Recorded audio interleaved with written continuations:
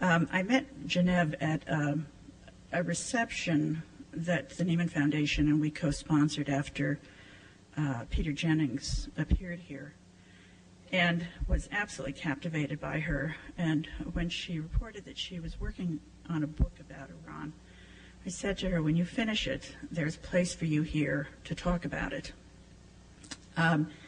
Jonathan, her husband and co-author, is going to explain to you why, gorgeous and fabulous as she is not standing up here today, but I'll let him tell you about that. After meeting Genevieve, it was not too long after that September 11th happened. And it turned out that for what lots of people was sort of a intellectual interest prior to 9/11, people could not get enough of Islam and the Middle East. We offered a lot of programs at that time, hoping to expand understanding about the Middle East. But we also vowed that it would not be the sort of, this month is Middle East month. That in fact, what 9/11 had shown us is that the amount of knowledge that we had in this country about an incredibly important part of the world was practically zero. And so we made a promise then that we would continue to bring topics and speakers about the Middle East as an ongoing effort to at least offer a little illumination when it wasn't a crisis period. Well, I think there's hardly been a time when there hasn't been a crisis period in relationship to the Middle East. And even at the time that Genevieve called and said they'd finish this book, Iran seemed to be a little bit an outlier in terms of what was developing. All I can say is that Syria and Iran have certainly come front and center in people's considerations since the invasion of Iraq. Invasion, did I say that? And so here we are with a topic that is far more immediate than we had assumed when we booked it. At any rate, we are very grateful that Jonathan Lyons can be here today, and we're very grateful to the Neiman Foundation for co-sponsoring this event. We've always found them to be an absolutely wonderful partner.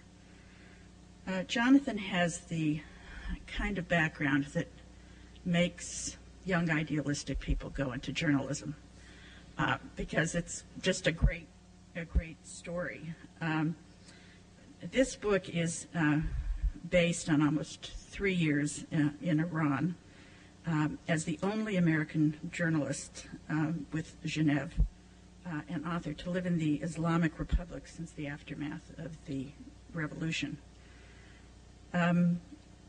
Shortly after that, he and Genevieve had to leave, actually fear for their safety and life. They have been barred from returning to the Islamic Republic and were personas non gratis for the reporting that they were doing from Iran. Jonathan was the Reuters bureau chief in Ankara and Istanbul from 1994 to 1998. And before that, he covered the collapse of the Soviet Union in the agency's Moscow bureau. He was a mid-career fellow at the Harriman Institute for Advanced Study of the Soviet Union, and he has a degree from Wesleyan University in Russian and history, sort of his backward resume. Again, he's now working as editor of the General News in the Washington Bureau of Reuters, and just finished up work on this wonderful book, and I'm sure the information about which you'll find very compelling. I'm very grateful to him for being here tonight, and I'm actually very grateful to all of you who put gathering good information ahead of what would have been a wonderful time there by the Charles River, maybe sipping wine with good friends. So thank you for being here, and Jonathan, thank you for being here.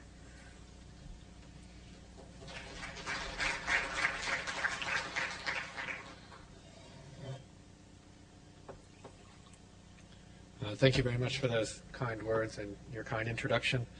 They often say that the first casualty of war is truth. We've also seen very real casualties in Iraq on all sides. A very minor footnote to that is a casualty is my wife's absence. As Dottie said, she was a Neiman Fellow here last year, a very active one, very active in the divinity school and in courses and discussion of Islam and 9/11. And I spoke to her this morning from Cairo, where she's reporting from the Boston Globe, and she sends her regards and her apologies, which leaves me to fly the flag for our book, Answering Only to God, Faith and Freedom in 21st Century Iran. Now, the book tells the story of the national struggle underway in contemporary Iran. And this is a struggle that was set in motion in 1979 with the birth of the Islamic Republic between two fundamentally different understandings of a new state that rose from the ashes of the US-backed monarchy. Is it to be an Islamic state run by a clerical caste, or is it to be a republic ruled by popular consent? And if you think about it, the name of the country, Islamic Republic of Iran, contains these seeming contradictions. Underlying the domestic turmoil, which we see in the Western press portrayed largely as a struggle between reformers and conservatives, lie several fundamental questions that are often overlooked. These include, what is the true instrument of God's will in an Islamic republic? Does ultimate authority reside with senior clerics qualified to interpret the holy law? Or is it the people as expressions of God's genius who exercise sovereignty in his name? Answering Only to God takes these questions as its starting point and examines Iran at the dawn of the 21st century through the prism of this theological debate. Answering Only to God is also our story, and as Dottie hinted, that is the story of the first American journalists, in this case, team, a husband and wife team, to live and work in Iran since the aftermath of the revolution. We arrived in June of 1998, and this was a time of great promise, and there was a sense of change in the air. Iran, which had witnessed the creation of the first theocracy of the modern age, now seemed ready to give birth to a new kind of state, one that made room for both Islamic values and personal and political freedoms. President Khatami was still in the first year of office, and there seemed to be change everywhere in the air. In fact, when we arrived, the American and the Iranian soccer teams, were about to meet in the World Cup in Paris. And Iran is a soccer-mad country, and there was a lot of thought that perhaps we would see a process not unlike Nixon's ping-pong diplomacy that opened the diplomatic road between China and the United States. And in fact, you may recall that Bill Clinton made a televised address that was recorded and translated into Persian, and it was broadcast either at halftime or at the end of the game. In any case, the Iranians defeated the Americans, which is probably a good thing because no one in America really cared, but this was the biggest piece of news in at least 2 years for Iran. So there was a sense that anything was possible. We're about to play the Americans in Paris, Clinton is on the television, and Khatami is newly installed in office. What could possibly happen next? Now, Khatami had been elected in 1997 on a landslide after promises to reduce the arbitrary power of the state, and he pledged to implement what he called the rule of law and to create a civil society within the Islamic political system. He also spoke eloquently, if perhaps a bit vaguely, of the need for greater social and political pluralism. And he promised to break Iran, out of its international isolation, chiefly through what he called the dialogue of civilization. You may recall he promoted this in a CNN interview with, I believe it was Christian Amanpour in January of 1998. And he meant this, and the Iranian elite meant this as an antidote to the notion of the clash of civilizations that Samuel Huntington and others had sort of perpetuated. Now, for our part, Geneva and I found ourselves drawn to Iran after a number of years of working in Egypt, in Turkey, and in many other Muslim countries. And in our first book, No God But God, Egypt and the Triumph of Islam, Geneva for the first time documented the grassroots transformation of Egypt into an Islamic society by stealth. So this was a process of a grassroots renovation, Islamic revival from the bottom up. And we thought it would be really interesting to go to Iran after that and to look at a society that was being transformed in an Islamic fashion from the top down, that is, by the clerical regime that emerged around Ayatollah Khomeini and his successors. And in Iran at the time, it seemed that this imbalance was about to be addressed, and that Iran was poised to resume its march towards the creation of a state that was both religious and democratic at the same time. President al-Khatami, like Islamic reformers throughout history, argued that the needs of modern Muslims could be met if reason and rationality were introduced into the practice of the faith. Now, these ideas energized a lot of young people in particular throughout the Muslim world, people who were yearning for greater freedom of expression, expanded religious and political tolerance, and an increased participation of women and minorities in the political system. The promised land of the modern Islamic movement, that is the founding of a true Islamic republic, at last appeared within reach. So Geneva and I packed up our house in Istanbul and flew to Tehran. However, we soon found ourselves chronicling the failure of the Khatami experiment, a decline in fortune that mirrored our own at the hands of the Iranian authorities. Welcomed with open arms in 1998 by the Khatami loyalists who were in charge of the Ministry of Culture and Islamic guidance, we were later forced to flee under threat of criminal prosecution by these same reformists. Tensions with the government had been building for some time over the content of our reporting and the scope of our sources. In fact, after we were expelled, one of my editors at Reuters, unbeknownst to me at the time, went to the Foreign Office for a sort of secret meeting to find out what really happened to Jonathan in Tehran. And he was told by the head of the Iran desk, well, Jonathan and Jenny had too many good sources in the Islamic Republic, and the system just couldn't tolerate that kind of intrusive reporting. So I got a clean bill of health from the Foreign Ministry. Increasingly, Iranian officials were nervous about our expanding contacts, particularly among the theologians in the holy city of Qom. And they were increasingly displeased with several articles that cataloged the president's setbacks, and one in particular that demonstrated that the current supreme clerical leader, Ayatollah Ali Khamenei, wielded more overt political power than Ayatollah Khomeini before him. And in fact, this story was the occasion, if any of you have ever lived or worked in authoritarian government states, it's not unusual for journalists and others to be called to account. And so we were called and summoned to the Ministry of Culture about this particular story, which ran in the Guardian and the International Herald Tribune under my wife's byline.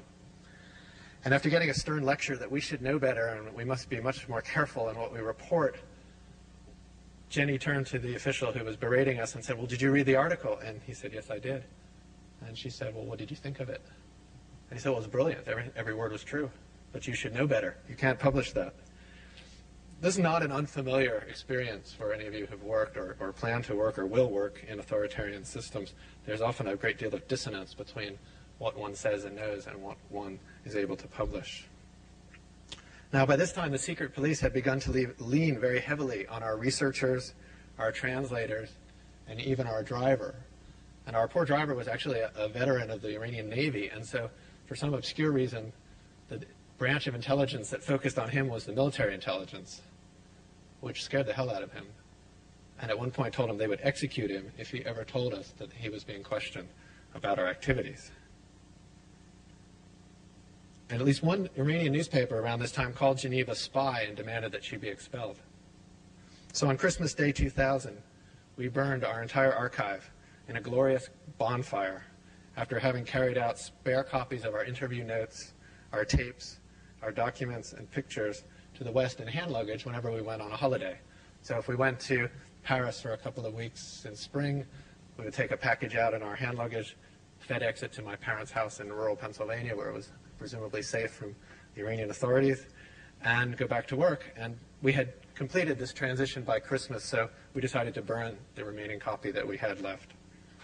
5 weeks later, on February 2nd, we slipped out of Tehran for good, and as you've been told, we have now banned from returning.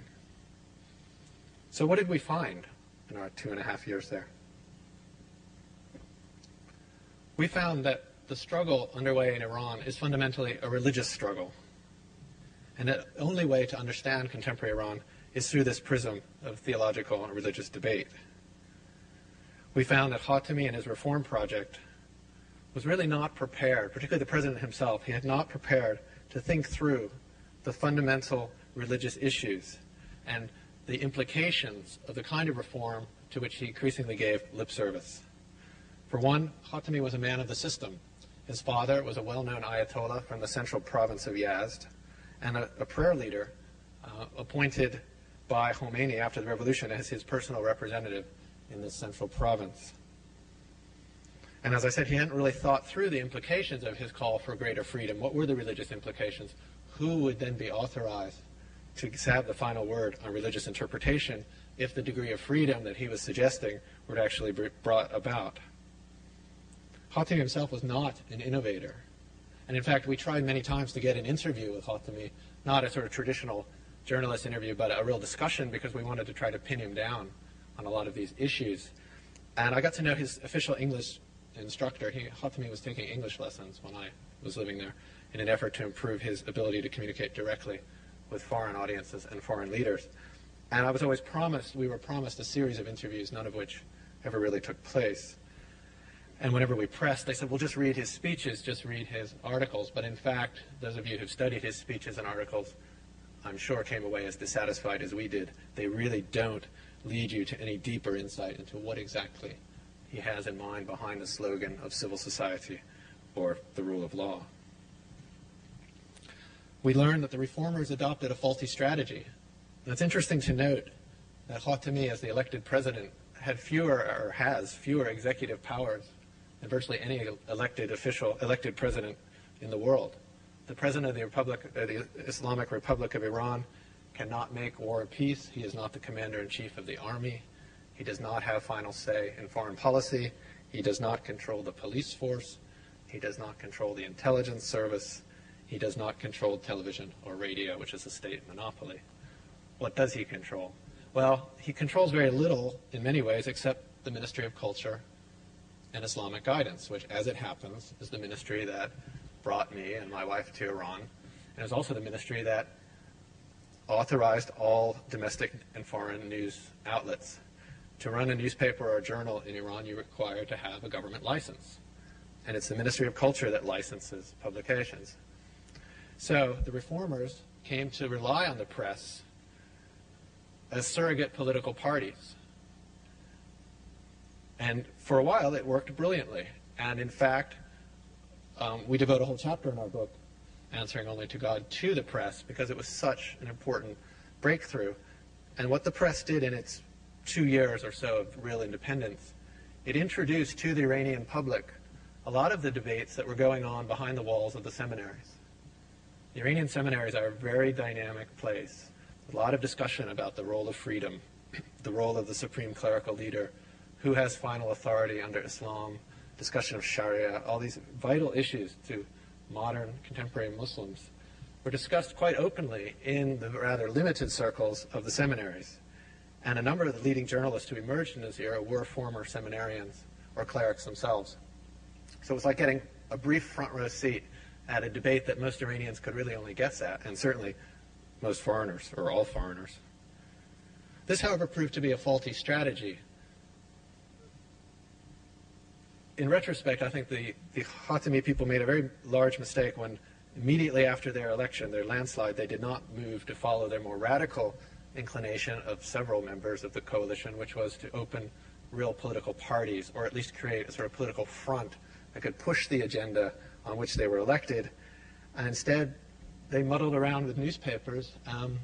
They did some amazing things, but the conservatives quickly counterattacked because they realized that they controlled the judiciary, they controlled the police, they more or less wrote the laws, and they certainly enforced them. So one by one, they started closing the newspapers and throwing editors and publishers in jail.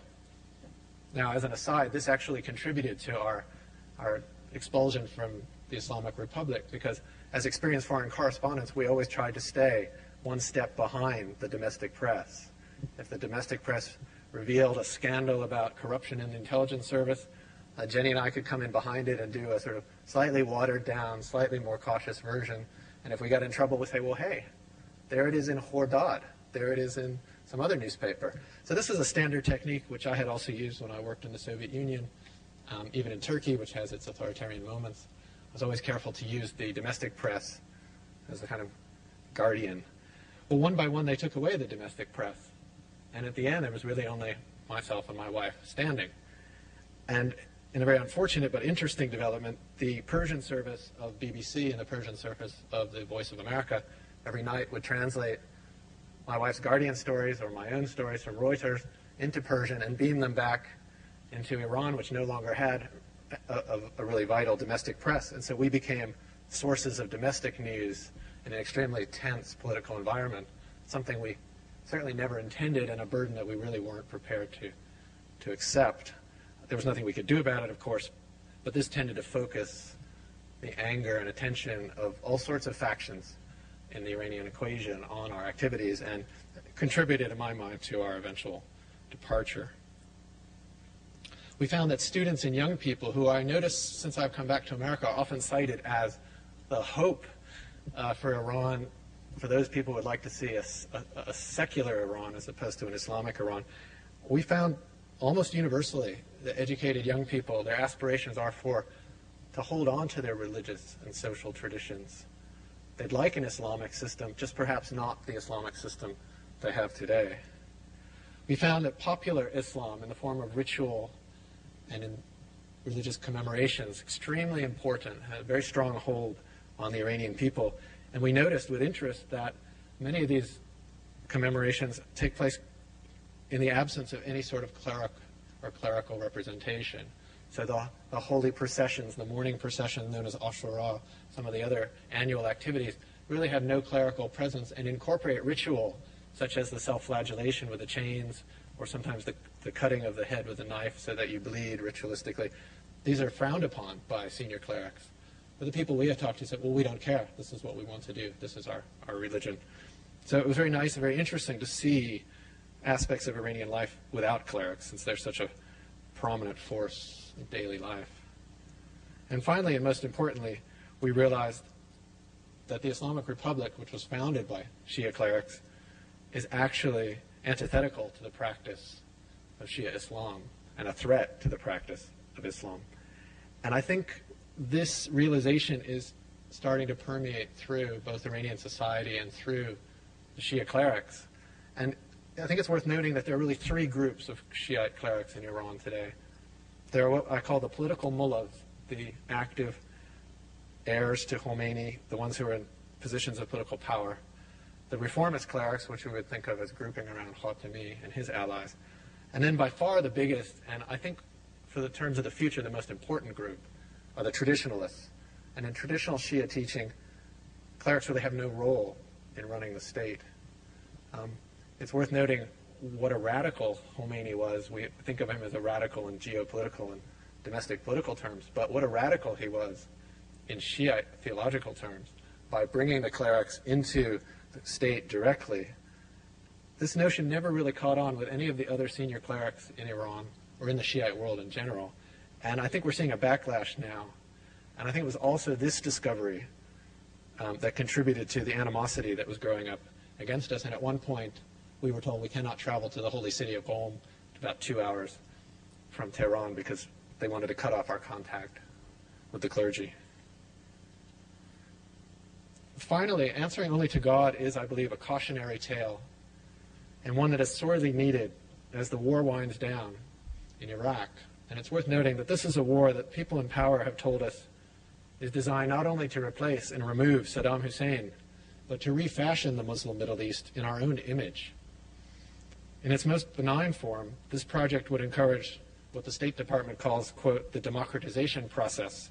That is the creation of American-style democracies among the authoritarian states that dominate the region today.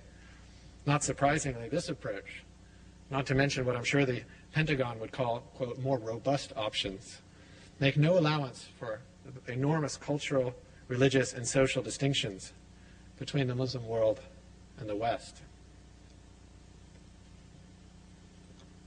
And nor does it take into account the extraordinary dynamism of the modern Islamic movement, or the backlash that will no doubt result from such heavy-handed interference. And in fact, the early reports from occupied Iraq are not very promising in this regard. Now, in order to understand the contemporary Islamic world, we must set aside notions that the region's religious revival is fueled simply by the failure of secular states, by poverty, or by envy of Western economic and military might or our lavish lifestyles. Instead, we must come to grips with the dynamics of the theological debate that lies at the heart of today's struggle. This central conflict is not a clash of civilizations, nor is it a clash of Islam versus the West. It is a clash of Islam versus Islam. Now, despite the high drama and profound implications, this struggle has received relatively little serious attention here in the West. And I believe a number of factors contribute to this phenomenon. In the first place, Western analysts, policymakers, journalists, and I might add, many in academia, are generally unaccustomed to considering religion as a primary actor in contemporary societies. Second, it is extremely difficult to gain access to the clerical caste, to their religious networks, their seminaries, their study circles, and all these together comprise a battleground of ideas in today's Iran and in much of the Islamic world.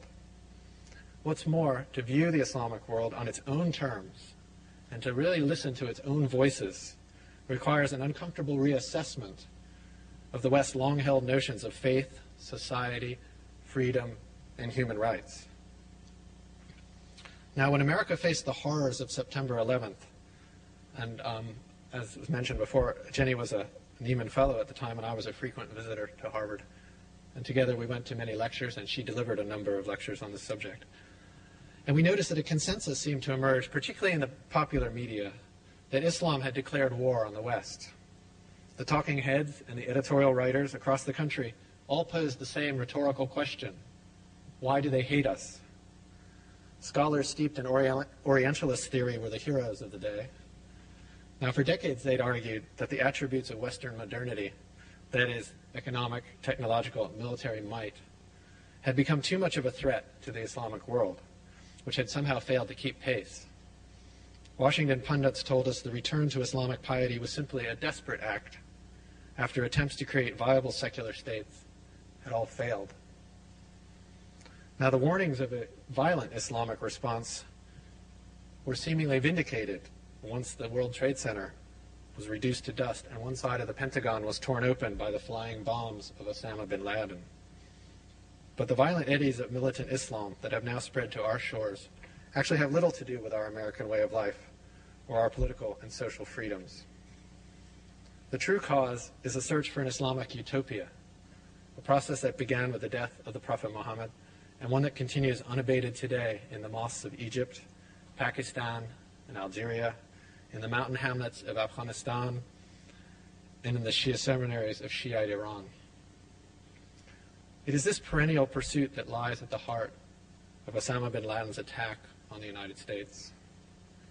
His primary grievance, one that's been articulated to varying degrees for decades by both moderate Islamic activists and militants, concerns the shortcomings of Arab leaders, not the values or lifestyle of the decadent West. And it's only when the West intervenes in the Muslims' pursuit of Islamic purity and religious salvation, that is, when we get in the way of the Muslims' pursuit of a path to heaven, either by supporting repressive rulers deemed to be illegitimate in religious terms, or by interfering directly in the domestic politics of the Muslim world, does it too become the enemy. Thank you.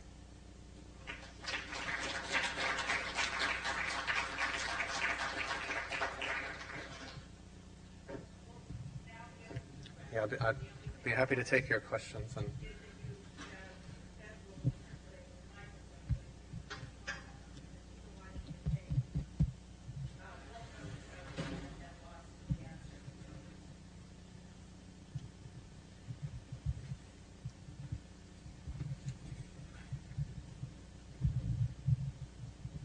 Hello? Isn't the blindness that you ascribe to the pundits and analysts when they talk about Iran or Arabic society, doesn't it also sort of apply to American society as well? Because if you look at the importance of premillennial dispensationalism or eschatological fundamentalism in the current administration, and 25 to 50 million of whose supporters belong to these movements, as far as I can tell, no one's really analyzing this. doesn't the problem sort of apply to the analysis here as well? There's just an unwillingness to actually analyze the role of religion in the culture and in the development of definition of national interests. Sure, no doubt. I mean, I would agree 100%. As I said earlier, religion is not, I mean, in a less formal sense, I mean, we're taught, we have a sense in our Western upbringing that religion is somehow something you do at home or something that revolves around your family. Now, George Bush and the more activist Christian movements that seem to be coming to the fore in American politics maybe challenge some of these relationships. But the point I was trying to make was the striking failure I see by journalists, by analysts, by politicians, by many in the academy, to see Islam as a force in and of itself that has to be analyzed, studied, and taken on its own terms. I mean, I was really struck, as I'm sure many of you were, after 9/11, when the instant conferences were held here at Harvard and elsewhere. And I went to one at the Kennedy Center. And we had to hear again that 9/11 was motivated by economic deprivation. And we didn't have a very clear picture. This was literally 2 weeks, I think, after 9/11. We didn't have a very clear picture, but at the time, of who might have perpetrated this and why. But we certainly knew that they were educated, middle-class Arabs who had spent many years in Western universities. It was difficult to see them as sort of deprived and motivated only by economics. And in my wife's first book, No God But God, she devotes a chapter to a slum in Egypt called Imbaba, where the American response to rising Islamic revival was to pave the roads. And they spent millions of dollars paving the roads. And if you've been to Imbaba, paved roads were, in fact, a very good contribution to the quality of life. But it was clearly motivated by this idea that if we pave the roads, people will sort of have time for this mumbo-jumbo. And I think there really is, especially at the policy level, and I hold responsible on some level, not only journalists like myself, but academics and analysts. Because one of the striking things about 9/11, in my view, and one of the things that made the American response, or defined the American policy response, i.e. the war in Afghanistan and now the war in Iraq, was this sense that this had come from nowhere. That we were just innocently living our lives, going about our business, and the airplanes fell out of the sky on our heads. I think anyone who knows anything about the Islamic world, who's lived or traveled in the Islamic world or studied it seriously, knows that, as I said, these struggles for truth, for religious freedom, for authenticity, for a whole range of sort of analyses and interpretation of faith, we're bound to spill over into all sorts of countries. And the United States is hardly an innocent player. And yet, if you wrote that, some of you might remember Ms. Sontag's experience right after 9/11, all one had to do in America was go on the web and read The Guardian, for example, or The Independent, or any of the non-American Anglophone press, or the French press for that matter, to see that immediately intellectuals in the West were starting to raise questions about the West's relationship to Islam, to Islam's relationship to itself. You didn't see any of that kind of debate here. And I think that that's a tragedy, and it compounded the tragedy of 9/11, and it, in my view, compounded the tragedy of the response to 9/11. And I was really struck by a poll that was published about a month ago. I believe it said 52% of Americans believe that Iraq was either partly or wholly responsible for 9/11. You ask yourself, how can society be manipulated so easily? Well, if you have a lack of information and fear is rampant, then it's quite easy to manipulate it. So I think it was really a failure on many fronts to view the world as an important aspect or adjunct of domestic policy, and religion, and the failure to take religion seriously is a symptom of that. Yes, please. Could you say a little bit more about your assessment of the traditionalist ulama in Iran, the political influence, because you mentioned that you thought that they were the most significant in terms of reforming Iran. What are the prospects for the traditionalist class? Right. Well, maybe I wasn't clear. What I meant to say was I view them as the wild card in Iranian society. Here's a society that avowedly Shia Islam, it's in the Constitution, it will always presumably be in the Constitution, regardless of what reforms. I didn't mean to imply that they were the secret to reform. I think they may be the secret to a future of what Iran might look like. I think we will see, and I think we already have seen by default, a withdrawal on some level of the Shia clerics from day-to-day politics. On the one hand, they've learned the risk of running a state, because when the state fails, and those of you who've studied Iran or have been to Iran, the economy is a mess. Foreign policy is a mess. I mean, much of Iranian domestic society is deadlocked, and now the mullahs are responsible.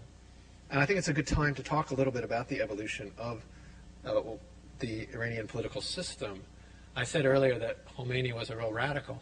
Starting in the 40s, and then, excuse me, more explicitly in the 60s while in exile in the holy city of Najaf, which has been in the papers lately because it's been the scene of some incredible battles first, and now a power struggle around the holy Imam Ali Mosque has sort of spilled over and threatens to drag the United States into it. So Najaf is well known. When Khomeini was living there, he gave a series of 12 lectures which were recorded, transcribed by one of his students, and have been published as Islamic Government in English. And you can read it you can find it in the library quite easily. It's a very interesting document.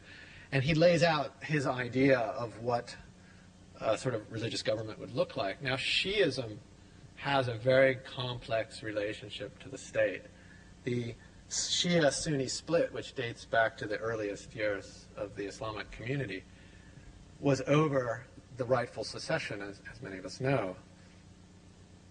In the Shia world, they recognized 12 rightful successors to the Prophet Muhammad.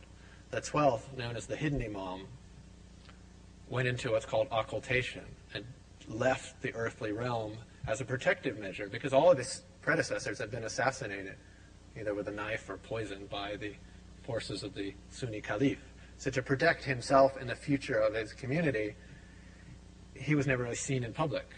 And for the first 60-odd years, I believe, he communicated by letter. And he designated certain notables to receive these letters and to give the community guidance on how it should run its affairs. And then he wrote a letter, said, "This is the last letter. There'll be no more letters. Any more letters that come are fakes. And you won't hear from me again until the end of time," when he would return, it's a millennial vision, to restore an era of perfect justice and perfect peace. So here we have the leader of the Shia community disappearing into occultation and leaving the community without anyone who could function as both the political and the religious leader. And in the Shia vision, there are 14 so-called infallibles, the 12 imams, the Prophet himself, and the Prophet's daughter, Fatima. With the disappearance or the occultation of the 12th Imam, there was a power vacuum created in the sort of worldview, if you will, of the Shiites. And as a result, they really didn't develop a concrete or coherent view of relations with the state for many, many centuries. Now, this is in contrast to the Sunni, where the Sunni, the caliphate, we had the religious and political authority bound up much more closely together. And so you have a sense of sort of state religion, a state ideology. The Shia never really succumbed to this particular development. And this was more or less the state for centuries. And then gradually the clerics, as a class, started filling this vacuum. They established the right, which the imams had historically had, to collect the religious taxes and to spend them on seminaries, on religious education, on mosques, and on their ministry. They acquired other rights. They acquired the right to hold the Friday congregational prayers with the sermons. They acquired the right to declare defensive jihad against the infidel. In the Iranian context, I think this was only codified or established firmly in the early 1800s with the war against the Russians, which a Persian mullah declared a defensive jihad. It was unfortunately a disaster for the Persian Empire, which lost the big chunks in the Caucasus in the wars and ran sort of smack into the rising military power of the West in the form of Tsarist Russia. So Khomeini comes along and looks at the system and takes what was a traditional Shia doctrine of velayat, of sort of governorship, if you will, which is applied traditionally to orphans and widows and the insane, or anyone who couldn't manage his or her own affairs. The cleric would oversee their legal rights and protect their financial rights, inheritance, and whatever. And he applied this notion to society at large. Now, this is incredibly radical in terms of Shia Islam. And many of the senior clerics, in fact, virtually all of the senior clerics, the other Marja in Najaf, in Qom, in Mashhad, and the other holy cities, for the most part, really wanted nothing to do with this. And it was only sort of this rising class of what I called the political mullahs, mostly Khomeini students, who sort of bought into this vision and helped implement it after the Islamic Revolution.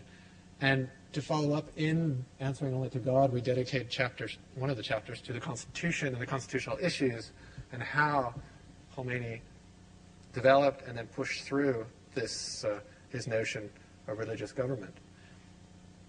Now, with the death of Khomeini, or when he was on his sickbed, to be more precise, the Islamic Republic was faced with a crisis. He had constructed a system that really only worked for a figure of his religious and political stature. And there was no one on the Iranian scene who was acceptable to the other leading clerics and who had this level of political and religious stature. There was a fellow, a Grand Ayatollah, he's still alive, named Hossein Ali Montazeri. Those of you who are interested, he's a major figure in our book. And after the talk, I can refer you to a website that we have that has an 8,000-word English translation of an interview we did with him by fax while he was under house arrest about many of these same issues that we're talking today. So there was no one. So what did they do? Well, they started mucking about with the system. Initially, the Constitution made it clear that the supreme leader had to be a Marja, one of the most senior learned clerics recognized by both fellow clerics and by the people as worthy. They eliminated that. They gave Ayatollah Khamenei, who was a very good politician but not much of a theologian, a battlefield promotion from the intermediate rank to the rank of Ayatollah. They made a couple of other changes. They gave him some extra powers just to make sure that he wouldn't mess it up. And they made him the supreme leader. So right away, the contradictions that Khomeini had introduced knowingly and unknowingly into the constitutional system came to a head with the secession.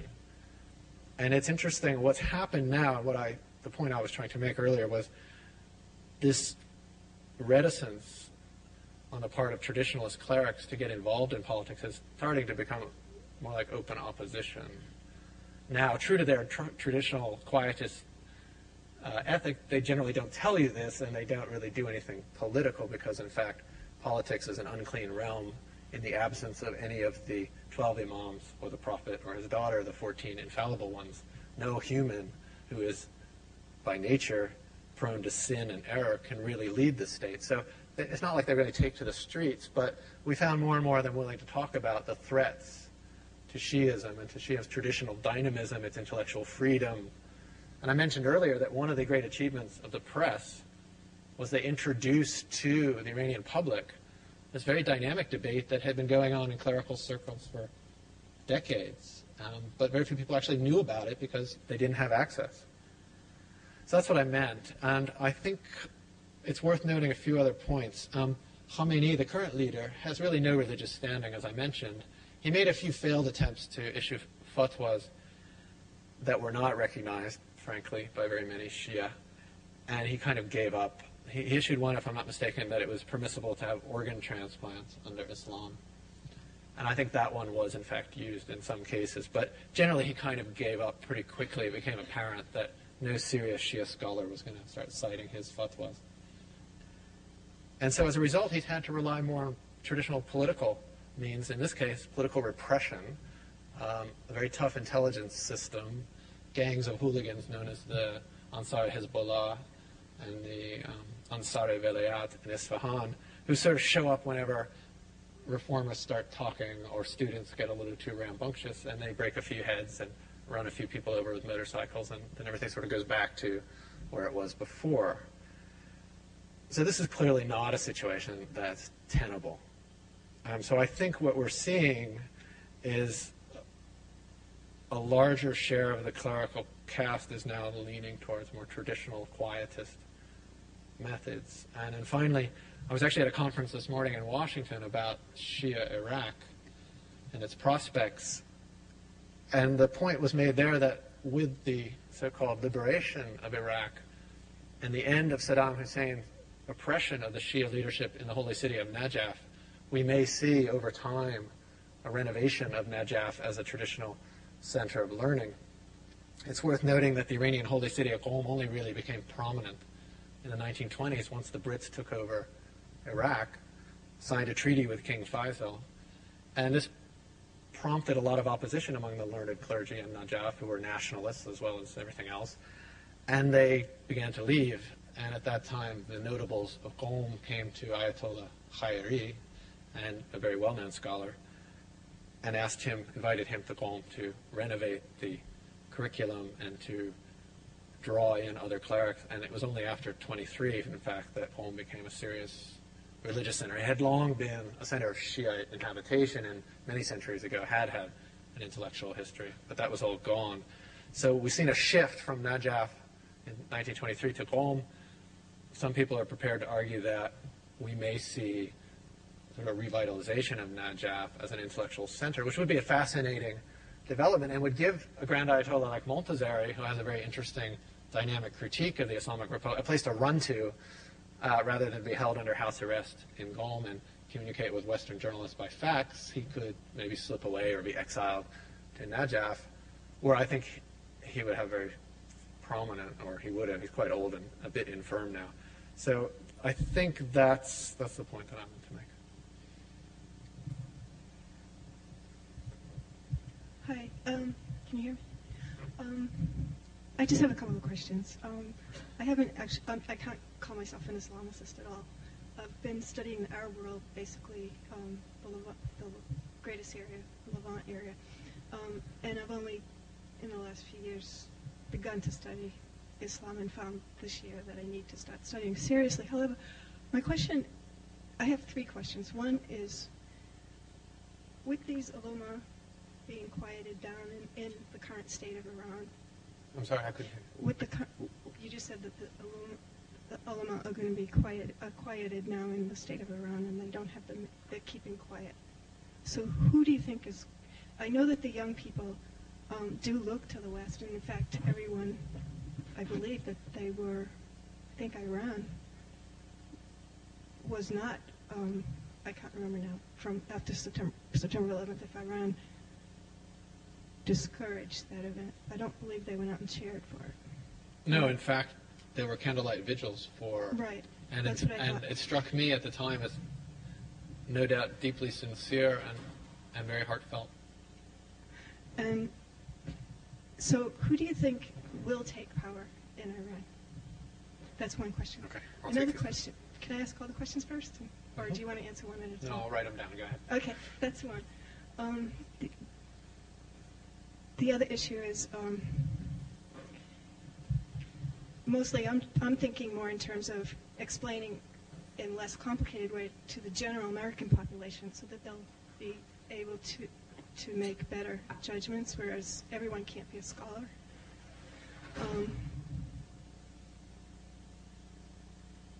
Is there a way that you can clarify, or that one would break down the difference between these ulama and the people who did September 11th? I mean,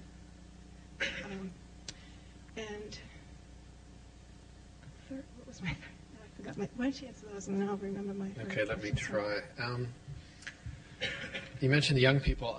Again, I want to reiterate our research, our interaction with young people, students. We spent a great deal of time, you probably know about the riots of July 1999, when a lot of students took to the streets of Tehran, Tabriz. We have a good reason to believe they took to the streets of many other cities, but it's a big country and one can only be in so many places at once. The Western Press Corps was pretty much caught in Tehran, the Western Press Corps being about 5 of us when I was there, in Tehran, and had our hands full. And it was only later we were able to learn a little bit more about Tabriz, which sounded very bloody, and a couple of other cities.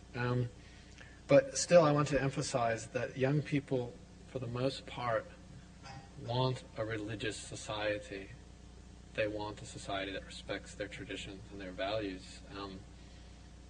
They don't want to be told what to do necessarily. They don't want to have maybe enforced segregation at pizza parlors where young boys and girls can't sit together if they're not married. And veiling is an issue with some, but not as many as people in the West tend to assume.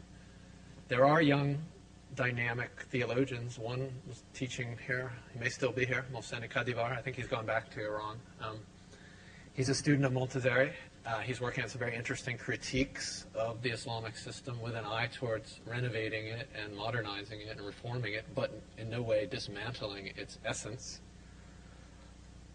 We argue very strongly in the book that people like Kadivar and his mentor Montazeri have laid down the foundation for ideas that could work for a reformed, progressive Iran that would remain Islamic. Now, I spoke briefly to Mr. Kadivar when he was in New York in the winter. We didn't really get to have a serious discussion, but I know some people have suggested that a model not unlike the Church of England makes a certain amount of sense, certainly makes some intellectual sense in the Western context, which is a head of state, or a queen, or a king in this case, who's the head of the church, has a sort of moral role of moral guidance, which is the traditional role of the Shia clerics, that traditionally they're outside the power structure, but when the Lord or the Shah starts abusing the people, taxing them to death or whatever, they're supposed to come forward and sort of put him back on the correct path and then withdraw once again. I mean, there are many, many ways that this could, many shapes that this could take. Kadivar is one. Abdullah Nouri, another politician cleric who served time in jail, was recently released, also has his own critiques, calls for what he calls an Islam of love as opposed to sort of violent Islam that some of the hardliners in Iran. One of the Ayatollahs we talk about in our book, Ayatollah Muhammad Taqi Yazdi, is famous for having said, if someone tells you he has another interpretation of Islam, sock him in the mouth, as a loose translation. This is actually quite an important statement. He made it at Friday prayers in Tehran, which gives it a certain authenticity in the eyes of some people. And he was deadly serious. He meant that a small clerical clique will maintain a monopoly on religious truth. People like Mr. Kadivar, Mr. Khatami, and Mr. Nouri, and others have very different visions. So I think we have to wait and see how it plays out. Interesting, and as an aside, Jenny was on a television program, I think it's called CNN International, you probably don't get to see it here, with the pretender to the peacock throne who calls himself the Shah. And he's convinced that they're just waiting for him. And during a commercial break, she took him aside, and I know some of you here know her. You could sort of hear her doing this, started lecturing him that, well, of course his retainers are telling him that they're dying for you, but in fact that just ain't so. But he's got the ear of certain people in Washington. I notice he's writing op-ed pages, and the New York Times and other papers write about him as if he's actually a serious or possibly a serious player. I think it's really absurd at this stage. So we need to allow Iran to find its own way in a religious vein. Young people will be important. More than half the population is under 25. No memory of the revolution. Probably no real memory of Khomeini. I really don't care. So it's a very complicated problem, and I think demographics will tell.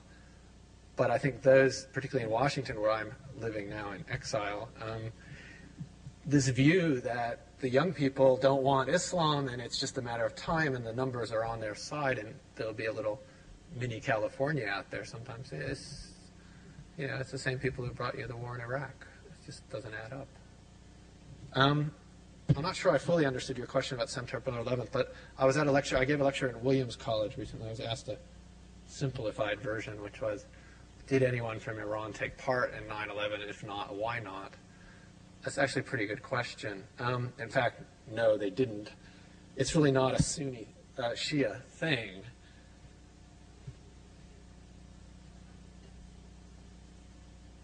I'm sorry, I don't understand. I have to be honest.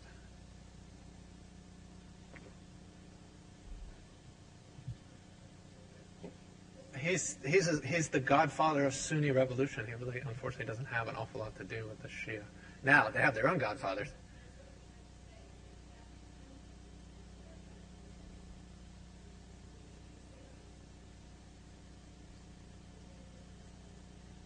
That's true. There's no doubt of that. And I have a subset of that, I think, is when people think of Iran, they think of snapshots 1979, 1980, the hostage crisis. Those of us who are in our 40s remember the bumper stickers, giving the finger to the Ayatollah and worse, that were quite rampant in the South and other places as well, T-shirts. There are these images but Iran today has just become a completely different place. Could you say more about Sorry, I couldn't see you. About the controversies that started coming out in the Iranian newspapers during its period of relative freedom? Sure. But I still don't have a sense of what that dialogue or arguments are about. Well, in its most aggressive form, they involved the cleric Abdullah Nouri, who published his own newspaper called Khordad, and then published his own views in his own newspaper. And he, as I said, he introduced a lot of the ideas that are kicking around the seminaries, but people don't say in public, such as the power of the supreme clerical leader, in this case Ayatollah Khamenei, should not be absolute, that he is only one man, that he should be elected perhaps by the people at large, if not by a sort of body of senior clerics. You can't really, he eventually went to jail for saying this. And he said some other things. He said that, perhaps the United States and America should set aside their differences. He defended Montazeri in public. Now, Montazeri was under house arrest and was kind of persona non grata in his own country. He defended him very vigorously and even allowed him not quite to publish his views, but he popularized some of his views in his newspaper. Now, before the press, if you didn't have a relative or family connection or someone who was maybe a seminarian in Qom, who maybe was close to the Montazeri family or managed to be a student of Montazeri's, you could buy some of Montazeri's books under the counter in the bookstores of Qom if you knew what you were doing. I couldn't, for example, but an Iranian could if he knew the right people. They weren't that hard to get, but that's a far cry from a mass circulation newspaper, which might have several 100,000 circulation. Some of the Iranian newspapers had 200,000 or 300,000 circulation, and interestingly enough, while that's not an enormous figure in a country of 60 million, Iranians have a long tradition of sharing newspapers, and we were given some data by a polling institute. You may follow it in the press. Some of these people are now in jail for not for giving it to us, but for doing something else, which was asking about relations with America. But in any case, several years ago, they commissioned a poll about reading habits. And the numbers seem fairly small, but when you work it out, the average Iranian, the average newspaper they found was being read by 4 or 5 adults. So if you have 100,000 circulation, you get 500,000 readership. So that's a very good example. A more spectacular example was in the autumn of '98, there were a series of what the Iranian press called mystery murders of secular intellectuals, artists, translators, writers. And these kind of things had happened periodically, but suddenly the press got a hold of it, and some very courageous journalists, some of whom were later jailed, started to ask questions. Who was behind this? Who gave the orders? Eventually, they put so much pressure on the system that Khatami formed a presidential commission because the judiciary was not going to investigate itself. And with this commission, he was able to force the Ministry of Intelligence, which is known in Iran as the Ministry of Information, which is a nice Orwellian touch, to admit that some rogue agents in its own ranks, with or without orders from higher up, was killing people. This was really, really shocking to the average Iranian. And eventually the papers forced the very powerful and much feared Minister of Intelligence to resign. It was a classic. It was like the Washington Post bringing down, Don Rumsfeld. It was quite an achievement for a press that really hadn't existed. This was probably its crowning achievement. I would say the 2 achievements. It was the concrete bringing down and exposing of official corruption that led to the resignation of. This is a ministry that's a state unto itself. You don't mess around with the Ministry of Intelligence in Iran. And the other great achievement, as illustrated by Nouri and many other examples I could give, of bringing to the people notions that, well, maybe the supreme leader isn't infallible. Maybe people really do have rights that can be discussed, negotiated, and possibly expanded. Hi there. I was curious if you could discuss a little bit, Rafsanjani, if in fact he still plays a little bit of a role today between Khatami and Khomeini. I also was curious if you know if there's any credible evidence that some of these Ayatollahs, Akhunds, these guys, have been able to garner any wealth over the last couple of decades. It seems that there is. Away. Yeah, it seems that I don't have any. I wish I had some great secrets. There's plenty of opportunity, and there seems plenty of evidence that they have, in fact. In Iran, in a traditional society like Iran, the bazaris, the merchant class, which controls so much of capital formation, is very close to the clerical class.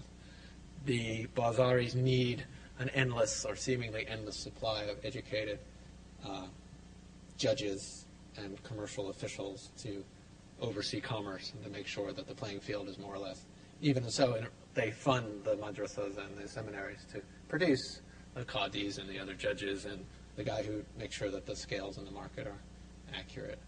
So there's quite a lot of interchange between those two social groups, and there's a lot of opportunity to make money. Also, as you know, with the revolution, Khomeini handed over the spoils of the Shah and his inner circle to clerical foundations. One of them is called the 15th Khordad Foundation, and they are famous for putting up about 1.3 million, I'm not mistaken, to anyone who would kill Salman Rushdie. And that money has never been withdrawn, despite the rather elegant diplomatic solution to that problem. Rafsanjani, you have me at a bit of a disadvantage, because in an effort to follow full disclosure, I wrote quite some years ago a long story for Reuters that Rafsanjani was finished. I always like to say that one of the nice things about being a journalist is you're not in the prediction business, so I kind of broke my own rule. At the time, I was feeling incredibly smart, because about 6 months later, he ran for election in Tehran City Council. He clearly got creamed, but the system stepped in and ruled that somehow he'd come in 30th in the competition for 30 seats. So he had gotten the top 30 vote getters got 30 seats for Tehran. Mysteriously, he got to 30. Then somehow, in a recount, he got up as high as perhaps 21. That caused an uproar. So then he fell back to about 29 and a half, and he magnanimously stepped down before Parliament took its seats, because there was some talk they would try to throw him out on a sort of credentials challenge, which would have been the ultimate insult. So that came about 6 months after I wrote his political obituary. So I was feeling very clever, of course. I probably jumped the gun. People like Rafsanjani don't really die. And I see he's now back with possibly, it's a bit disputed, a possible suggestion that Iran should hold a public referendum on whether or not to restore ties to the United States. I don't know how that's really going to play out. I don't really know what he had in mind. It sounds like a classic trial balloon. And it may, as some commentators say, reflect a new analysis of post-Saddam Iraq next door. But Rafsanjani and his family are extraordinarily rich. And if you want to do deals, particularly, they say, in the auto industry and some of the things, you have to pay up. Is that because he's a cleric or because he's been a government functionary since the beginning? I think it's hard to tell. I wouldn't suggest it's driven necessarily by his religious role, which, again, he's very much a political cleric and not much of a religious thinker. Thank you. Any questions? I wanted to ask you some questions relating to current events. It seems that now the Bush administration is gearing up its talk again about the axis of evil, and that the third member, Iran, is being criticized for having or wanting or nurturing nuclear weapons. And I was wondering if you had, since you're also a Russia scholar, in addition to being an Iranian one, I was wondering if you had any insight into this. I mean, one of Russia's largest exports is nuclear reactors, and I think that they had contracted to do 5 for the Iranians, and they have said to the U.S., look, if anyone knows that the Iranians are going to be weaponizing these facilities, we will know and we will tell you. But that doesn't seem to satisfy the Americans, and I'm just wondering, what your take on that is. Did you get any sense while you were there, or have you since then, if the Iranians are interested in nuclear weapons? I didn't, to be honest, do any research or get any information about anything to do with defense for perhaps obvious reasons while I was living there. I'm often asked this question, and I wish I could add sort of personal experience or personal insight to the question, but I really can't. It would just be too dangerous to start asking those kind of questions while living there. But I can make some observations that I think might be important.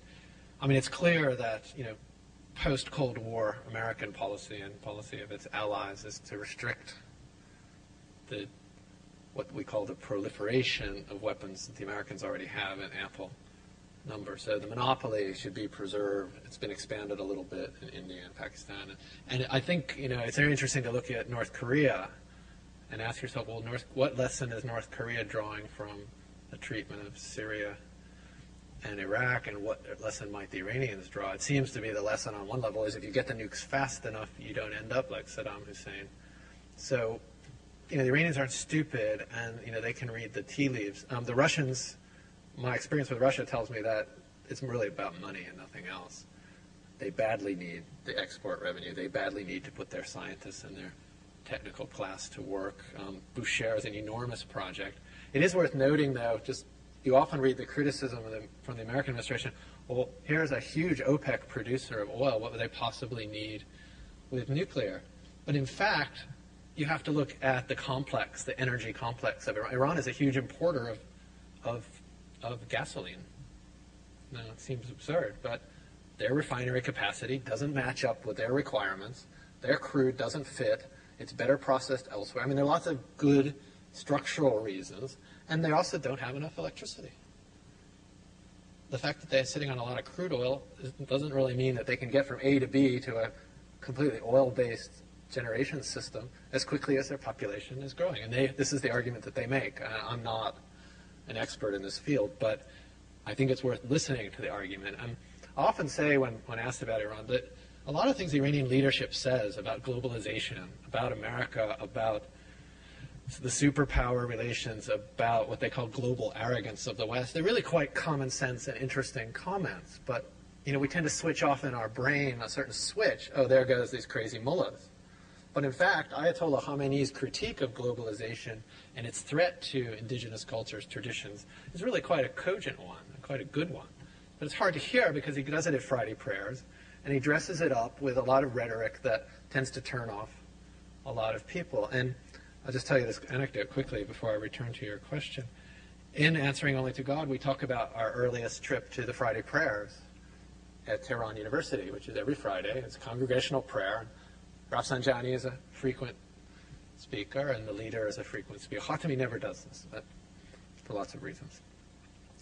And most of the other Western journalists don't go, but they kind of listen, and a lot of Iranians don't go, especially the educated Iranians with whom we were, meaning the elite secularist, I should say, not educated Iranian. But Jenny and I learned very quickly that we should go as often as we could, and we should listen as much as we could, because it's extremely important function. And in an authoritarian system, for example, when I lived in the Soviet Union, one of the skills that I learned as a young Reuters correspondent in a rather medium-sized office was to learn to read Pravda and Izvestia every day, because you can figure out an enormous amount about a closed society if you learn how to read the papers. It's not that they say there's a terrible harvest in Kazakhstan, but you got to know that when they put the pictures on the front page of the harvest combines in Kazakhstan, that there was a grain shortage. And you could work things out. And the same is true of Friday prayers. There's a lot, and a good example is a mundane example, but quite amusing, is another conservative, Ayatollah Yazdi, Mohammad Yazdi, who was the head of the judiciary for most of the time that I was in Iran, made some comments at Friday prayers that these yuppie Iranians were suddenly adopting dogs as pets, and that most of you probably know dogs are ritually unclean under Islam, and this was a terrible thing to do. And the next day, literally, the police were out on the street looking for people walking their dogs and giving tickets and ordering them to dispose of their dogs. So, as a good Reuters bureau chief, I sent my television cameraman out to take some pictures, and we were going to do a story about the Ayatollah and the dogs. And he shot his pictures, and a policeman drove up out of nowhere and said, "I'll take that tape," and put it in his pocket. And Saeed turned to him and said, "Hey, what's going on?" And he said, "Well, Ayatollah Yazdi said dogs are unclean," and he walked away with our cassette, so we never did that story. But it's very, very important to learn. Now, a more important example is the warnings that closed the press came out in Friday prayers.